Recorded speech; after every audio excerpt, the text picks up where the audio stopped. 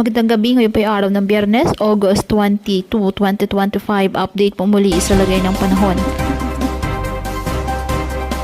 Naglandfall na po sa bahagi ng Kasiguran, Aurora ang sentro ng bagyong si Isang ayon sa Pag-asa. Maghapon itong tinawid ang kalupaan ng Northern at Central Luzon at inaasang makalabas na ng West Philippine Sea ngayong gabi. Asahan po ang masungit na lagay ng panahon sa malaking bahagi ng Luzon dahil sa bagyo at habagat. Taglay ngayon ng bagyo, ang lakas ng hangin aabot sa 55 km per hour at pagbugso aabot sa 90 km per hour. Kumikilos west-northwestward sa bilis na 15 km per hour.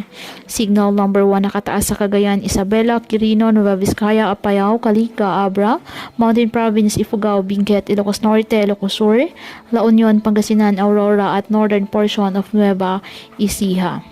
Bukod po sa bagyong Isang, isa pang low pressure area ang minomonitor sa labas ng Philippine Area of Responsibility sa may silangan ng Mindanao.